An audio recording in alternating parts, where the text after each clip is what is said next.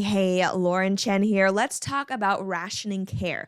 Because although we should all be able to agree that human life is valuable, if you have a learning disability, according to at least some people in the NHS, your life may be a little less valuable. Specifically, once the pandemic was started, do not resuscitate orders were given to people with learning disabilities. And to anyone out there who's confused thinking that surely withholding medical care from someone because of a learning disability must be illegal, it turns out that you're absolutely right. It definitely is, as it should be. Specifically, giving someone a DNAR notice just because of a learning disability may be a breach of the Equalities Act of 2010, which specifically protects people with disabilities against discrimination in healthcare. And additionally, as Breitbart explains, at the start of the pandemic in 2020, NHS England specifically wrote to medical professionals reminding them that learning disabilities, quote, should never be a reason for issuing a DNAR order. Yet despite this, there are at least two examples that we know of where individuals ultimately did die specifically because healthcare was withheld from them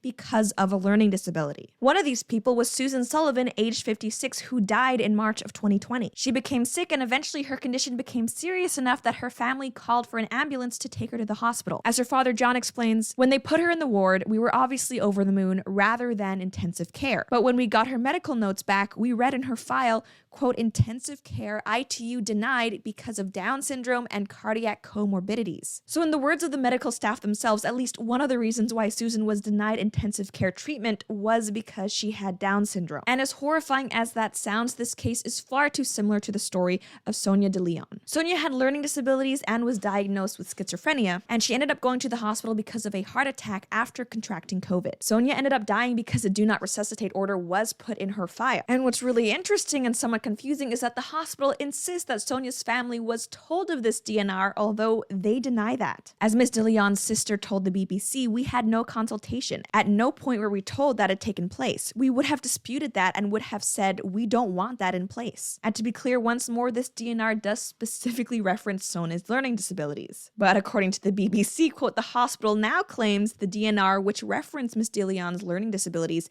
had been incorrectly filled in, and another order which did not note them was used instead. Sure guys, sounds plausible. This type of treatment toward anyone is unacceptable, full stop. But what will make you even more shocked is the knowledge that this is also happening to children. That's right, as one Breitbart article reveals, general practitioners asked children with learning disabilities if they wanted do not resuscitate orders in an alleged effort to ease pressure on the health service. And no, this is not just happening in theory or hypothetically. There are actually parents/patients out there who can report that their children with learning disabilities were in fact asked by their doctors whether they wanted DNRs.